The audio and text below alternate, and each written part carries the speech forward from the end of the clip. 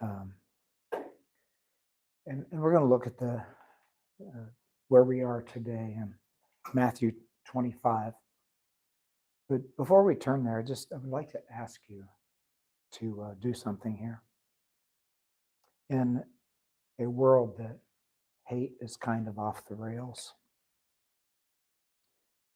and Matthew 24 uses words like lawlessness. It's just talking. I mean, if we look at the whole passage there in Matthew, the whole chapter of Matthew 24, talking about end times when hate is going to be so incredibly just out of control, such that there doesn't seem to be any bounds for it. um, I see things going on in the world today. As a kid, I would have never imagined happening. I think everybody would say the same. That's just my opinion. But if we turn off the negative thought and just stop and think about ourselves, what are what are the God-given gifts that deep in your heart God has given you? If you happen to be married, I would like to ask you to think in terms of your spouse. And the reason is sometimes I think it's easier to think about somebody really close to you than it is yourself. We tend to be so kind of messed up that we come from places of such brokenness or humility that while we know God's fashioned us with gifts, it kind of seems presumptuous of us to say that or embrace it. So I want you to just stop. I want you to step out there and think about, how has God fashioned you to be his agape love in this messed up, broken world? He's fashioned you to do that. He's given you gifts. He's created you for that. What are they? In Romans 12, there's a number of passages. Corinthians 12, 1 Corinthians 12, and Romans 12, same kind of a passage. He says that as a body, we have many members, talking about the church. And he says that everybody is, differing gifts according to the grace God's given each. And he says, he lists some and says, let's use them. If prophecy, then in proportion to your faith. And if service, talks about service, teaching, exhorting, that means to encourage, giving, being generous, leadership, one who's a mercy giver, to be a giver of mercy with cheerfulness. In 1 Corinthians 12, it talks, even here in Romans 12, down here in verse 13, it talks about hospitality. Just a number of gifts like that. I just share a few of those because I want you to stop and think, but how has God fashioned you? How has he fashioned somebody really close to you? How has he fashioned you to be about his agape love in this hate-filled world?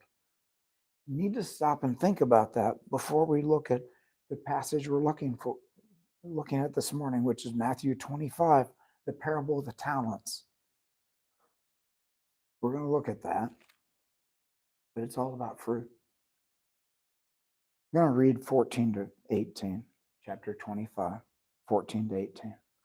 Jesus is teaching. It's a long teaching. It goes on from chapter 23 in Matthew through chapter 25. But what we're looking at today is the parable of the talents. We're starting in verse 14. He says, for it will be like a man, and he's talking about what the kingdom of heaven will be like. He says that in 25:1. He starts out talking about the parable of the 10 virgins. But here at the talents, he says, for it will be like a man going on a journey who called his servants and entrusted to them his property. To one he gave 5 talents, to another 2, to another 1, each according to his ability. Then he went away. He who had received the 5 talents went at once and traded with them, made 5 more. So also, he who had the 2 talents made 2 more, but he who had received the 1 talent went and dug in the ground and hid his master's money. First thing I want to talk about is what we just read. It says in verse 14, called his servants and entrusted to them his property. Called and entrusted. The word called here, it's kind of personal. Calls, he didn't just call a random 3 people. The word called here, it could be that he called them by name. But because he's in a place of authority, it's also a summons. But it's an invitation, a special call. And what makes it that is when you look at how he determined who was going to get what, it was each according to their ability. He knew them, and he wasn't putting them in a position that they couldn't deliver. In fact, what he gave to them was proportionate to what he knew what their abilities were. He didn't set them up to fail. He entrusted them with his property to succeed. He wanted to see them take this and succeed. And so when he's calling them by name, he has this in mind, and he calls them, and it says he entrusted to them his property. The word entrusted means, well, it's a word you use when what you're talking about is of really important. It's really important to the person who is doing this. So to the master, this wasn't a thing of, here, I have some extra change, see what you can do with it. No, he was taking something he highly valued, and this is something he has a strong personal interest in, and he entrusted it to them. He gave it to them because he wanted to see them thrive. He wanted to see them do well with it. So he calls and entrusts them his property according to their ability. Not unfair at all. In fact, it wasn't cruel, it wasn't unrealistic. He gave to them according to their potential. And yet it was all about fruit. It was all about the fig tree. Now you're probably thinking, okay, Rich, this isn't making any sense. Do you remember a few weeks ago when we looked at 25 and I said, now looking at 25, you have to understand these stories are explaining chapter 24. In chapter 24, there's a passage of scripture. And guys, I'm going to tell you what, I am so excited about this. Do you know why? Because probably for 40 years, I have been asking, what is he talking about? And I feel very strongly that I finally understand. So I'm excited to share this. I hope I can do it in such a way that it makes sense to you. But what I didn't understand was in chapter 24, verses 32 to 35. Let's look at it together. So right in the middle of this, where he's talking about the end times, he says this, from the fig tree, learn its lesson. As soon as its branch becomes tender and puts out leaves, you know that summer is near. So also when you see these things, you know that he is near at the very gates. Truly I say to you, this generation will not pass away until all these things take place. Heaven and earth will pass away, but my words will not pass away. And so many people look at this and they think, wait a second, this generation? I got news for you. The guy that wrote this, Matthew, that heard this, he's dead. All of his buddies, the 12 disciples, they're dead. What's he talking about? This generation will not pass away until all these things take place. Remember again what chapter 24 is talking about. He's talking about the end times, how it's going to get really bad. Tribulation's going to happen. And he says, the love of the one who endures to the end will be saved. oh, I'm sorry, back up in 24:12. And because lawlessness will be increased, the love of many are going to grow cold. The, but the one who endures to the end will be saved. And this gospel of the kingdom will be proclaimed through the whole world as a testimony to all the nations. And then the end will come. And then he goes on in the next few verses. I'm not going to read them all, but in the next few verses, he talks about it's going to be so bad. People are going to be running for cover. It's going to be awful. And he says, and then the days are going to be cut short because God doesn't want everybody to be lost because it's going to get that ugly. And he says, right after the tribulation, he says the Son of Man's going to show up.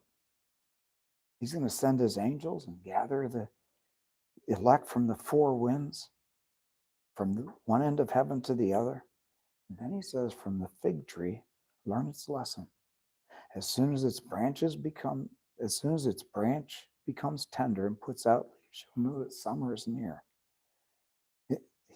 They're asking him the question. All of this happened because they're asking them the question. So what are the signs of the end of the age? What's going to happen? How is this going to happen? How are we going to know when it is? And he's saying, pay attention to the fig tree. Learn your lesson from the fig tree.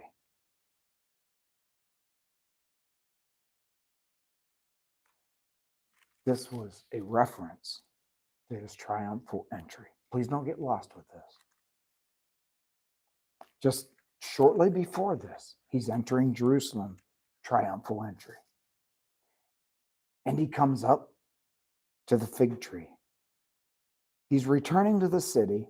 Triumphal entry has already happened, and he sees the fig tree. It says he became hungry. He sees the fig tree, and he goes to it. Now this is near the end of the day as he's going back to Bethany. And he says to the fig tree, may no fruit ever come from you again. There wasn't figs on the tree. He finds nothing on it, just leaves. And the fig tree withered at once. And when the disciples saw it, they marveled. How'd the fig tree wither at once? Jesus answered him, truly I say to you, if you have faith and don't doubt, you will not only do what's been done to the fig tree, but even if you say to this mountain, be taken up and thrown into the sea, it'll happen. And whatever you ask in prayer, you'll receive it if you have faith.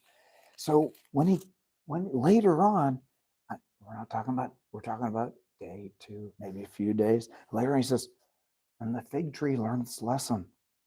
As soon as its branch becomes tender and puts out leaves, you know that summer's near. He says, truly I say to you, this generation will not pass away until these things take place. Heaven and earth will pass away, but my words will not pass away. When he's teaching about the parable of the talents, he's trying to tell them, it's like this.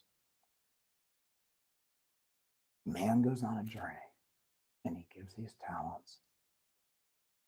Learn a lesson from the fig tree. You see, the Jewish people, they had been given the promise of Abraham was given the promise. Isaac, Jacob, the people were given a promise, and they were given opportunities, not just for one generation, for many generations. All through the Old Testament, they're given this promise and this covenant. And Jesus here he is. He's coming. He's bringing good news. And the generation that he's talking about here, he's saying that they were given a chance. This is a new day. This is a new generation. The generation of the old covenant, that was that fig tree that had leaves but no fruit. And he said, this generation of the kingdom of heaven here on earth, this is the generation of what's going to be my church.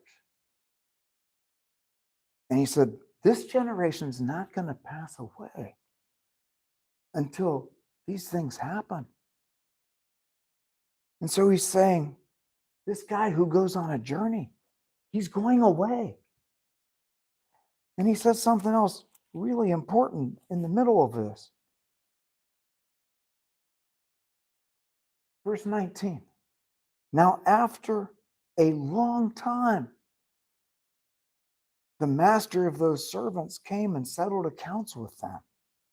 Do you remember, we've looked at it in the previous weeks, in chapter 24 and in chapter 25 with the 10 virgins? Do you remember what happens? Because of how bad it gets and how long it takes, and because of the delays, people lose their focus. He tells them, when these things are going to happen, early in chapter 24, he says, see that you're not alarmed. See that nobody leads you astray. And he warns the 10 virgins with the story of the 10 virgins. He says, be prepared. They're going to fall asleep, all of them. But the 5 who are the foolish ones are the ones who aren't prepared. After a long time, the master is going to come. He's going to return. And he's going to ask the person that he's given the 5. He's going to want to settle accounts with them and say, so what'd you do with the 5 that I gave you? Those things that I valued. What did you do with them? With the 2, he's going to say, I gave you according to your ability. I gave you 2. And to the 1, he's going to say, I gave you this. I'm just asking you what you did according to your abilities. So it's not that anything was unfair. What did you do with them? Because after a long time, he's going to come back and settle. You know what else it means after a long time? It means you had a lot of time to think about what you did. There was a long time past that the one who buried his, I'm going to read about that in a second. He had a lot of time to think about, did I do the right thing?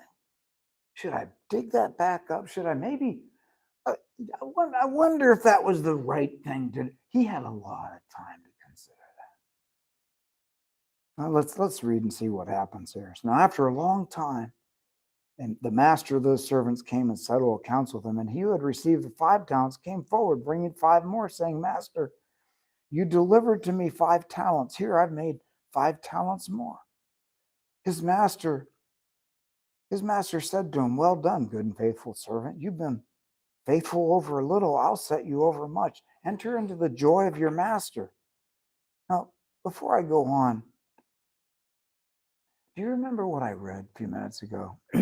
Up in verse 16, the one who received the 5 that we're talking about right now, it says he went at once and traded with them and made 5 more. He didn't let the dust settle on the top of his sandals. When he was given those 5, he went right at it. He went at once and traded. I mean, this just, if you have any interest in the stock market, how can you not appreciate what happens here, right? Right? And the same was true of the 2. Verse 22, and he also, who had the 2 talents, came forward saying, Master, you delivered to me 2 talents. Here I've made 2 more. 2 talents more. His master said, well done, good and faithful servant. You've been faithful over a little. I'll set you over much. Enter into the joy of your master. Just think about what the master says to him here. He says, well done. The word well done here means excellent. That was excellent. I don't know. I don't know how you feel about this. As a kid growing up, if a teacher took her red pen and wrote excellent at the top and put 2 exclamation marks, made my day, right? If I did something, I remember building my cabinets, and Miller Cabinet kind of helped me out a little bit. And one of the guys in the finishing shop came in and he looked at me, he says, he just kept looking at him. His comments just meant more to me than anything. I mean, I made the cabinets for me, for Becky. But is it cool to hear things like, excellent, that was excellent? Isn't it fun to hear that? So when he says well done, he's saying excellent. And then he says good and faithful. Do you know what the word good means? It means useful. It means useful. It doesn't mean you're, you're a perfect person, but it means good in the sense of being useful and faithful servant. You, you, you're dependable. Look at what I did. Look what you did. And he says, enter into the joy of your master. Well, he's basically saying, let's celebrate this. Same thing happens with the two.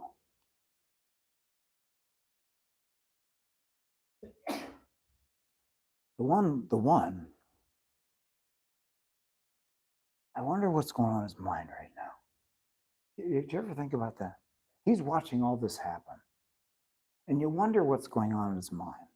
Well, the master's in, if that were me, I would think, well, he seems to be in a pretty good mood. Maybe I'll be okay, And he says, Master, I knew you to be a hard man, reaping where you did not sow, gathering where you scattered no seeds. So I was afraid. And I went and I hid your talent in the ground.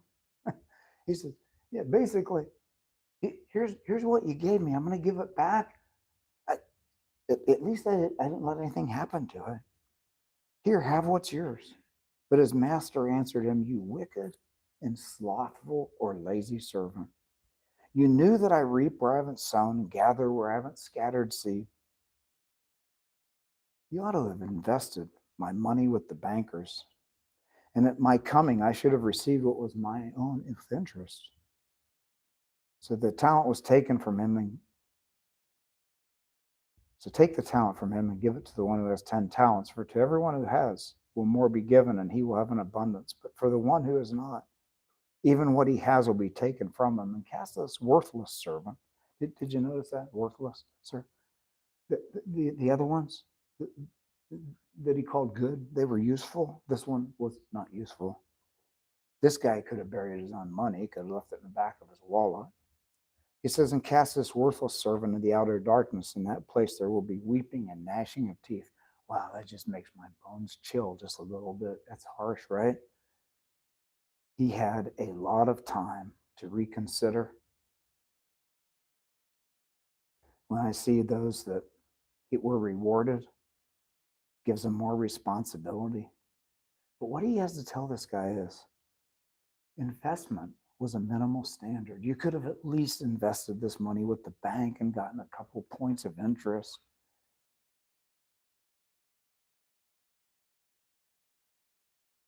But what we're talking about here is, after a long time, he will come. He will come back and settle. And if you look at chapter 24, you know what in chapter 24, there's a couple of things I just want to point out. Chapter 24, verse 27, for as lightning comes from the east and shines as far as the west. Hey, I love thunderstorms, don't you? When the lightning starts striking, don't you go outside or at least look out the window to see what's getting hit and how the sky lights up? It's awesome, right? As the lightning comes from the east and shines as far as the west, so it will be at the coming of the Son of Man. It's going to be like lightning striking. Down in verse 38 in chapter 24, he says, for as, verse 37, as were the days of Noah, so will be the coming of the Son of Man. For in those days before the flood, they were eating and drinking, marrying, and giving in marriage until the day when Noah entered the ark, and they were unaware until the flood came. It's all by surprise. It's going to take everybody by surprise. And then he says in 24, when he's talking about the faithful and wise servant, verse 45, I'm not going to read this word by word. We'll probably look at it maybe a little next week. But he says, who's the faithful and wise servant whom his master set over his household? Blessed is the servant that when the master comes, he finds him doing what he's supposed to be doing. And then he goes on and says, but for the wicked one who is harming and got caught up in the hateful stuff of the household, and they're just out partying and getting drunk, that person has a rough future. They're going to be cast out into a place where there's weeping and gnashing of teeth. And we can step back and say, but, is that really the guy with the one talent? Is that really the guy who just buried it? Well, I don't, I don't think this is an unfair comparison, guys. If somebody intentionally is abusive, if somebody is intentionally hurting and harming someone, they're going to be punished for that. And there's a word when it comes to particular responsibilities with children. It's neglect. There are people sitting in prison because of neglect. They didn't necessarily do something aggressively hostile. They were guilty of simply doing nothing, not taking care of the household, basically burying their responsibilities. So I want to ask you, the agape love that chapter 24, verse 12 talks about, when it says how bad it's going to get, lawlessness is going to increase, hate's going to be off the charts, the love of many will grow cold. And talking about people who are actually think they're in the kingdom. But it says, but the one who endures to the end, in other words, the one who endures, hanging on to, committed to, and doing this thing of agape love, God's love flowing through them, will be saved. And this gospel of the kingdom, this good news of the kingdom, this good news about agape love being there available for anybody, life transforming for them and for people around them. This good news is going to be proclaimed throughout the whole world as a testimony to all nations. It's talking about to every people group. And then the end will come. And so I want to ask you, are you fully invested? I want to go back to what I asked you at the beginning, the God-given gifts.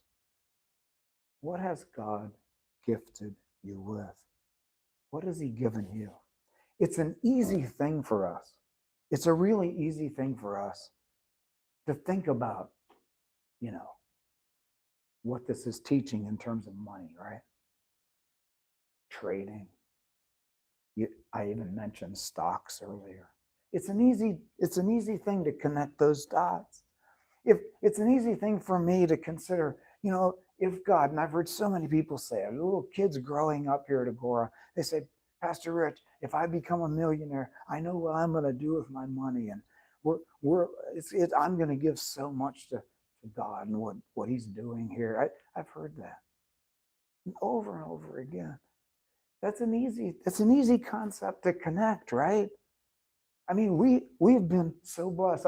I know a fella, he's dead now, but I know a fella that a really wealthy person went up to him in the 40s, and he handed him a check, a very large check, because he heard about the guy's calling and his vision God had given him. And he said, take this check. And if I'm not mistaken, I'm pretty sure it was a $500,000 check. And back in those days, that was a lot of money. And he said, you go to California and you do your dream. And the man gave his life to that. And this ministry flourished. And if I mention the guy's name, I don't think people would recognize it. We're not talking about somebody who became real popular. But the program that he had was incredible. So it's easy for me to think about that because I think of different names that I could mention, but I know these people wouldn't want me to, that believe in what we're doing here. And they've been very generous with their funds. And so when I look at this story, I think, you know what? It's no wonder to me that God gives them and continues to see them flourish financially because of how they've invested in his kingdom. But it's talking about so much more than that. It's not just talking about money. God has created you and he's fashioned you and he's gifted you. Not everybody's been given this gift of generosity and making money. There are people that have been given gifts, incredible gifts of being mercy givers, incredible gifts of hospitality, incredible gifts of being about ministry and teaching, and just the kind of teaching that is one-on-one with a child on Wednesday and Saturday nights when the kid asks them a question, and you don't realize how God's using you to plant seeds. There are so many things of God's giftings, but the question that I have for you is, are you hiding it? Is it buried? Or are you fully invested? Are you fully invested? In other words, question I had to answer a year ago. If your time was running short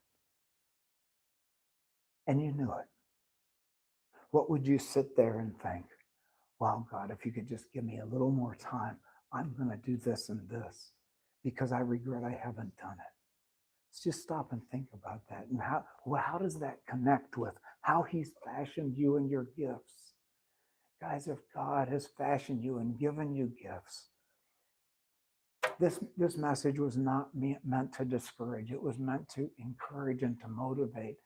God has given you those gifts. It's because he believes in you. He fashioned you. He made you. He gave you those abilities, and he's given you every resource to take this because he wants to say, well done.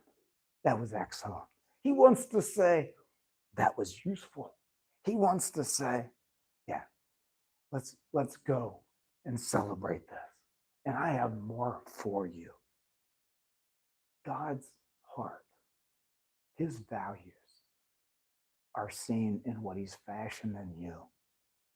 But he doesn't want us to waste them. He doesn't want us, because we are fearful, to bury them. He doesn't want us immobilized. He wants us lit on fire for him, where he gives us things and we are not letting the dust settle on our sandals. We're going to go at once and we're going to be fully invested. Father, I want to thank you for today.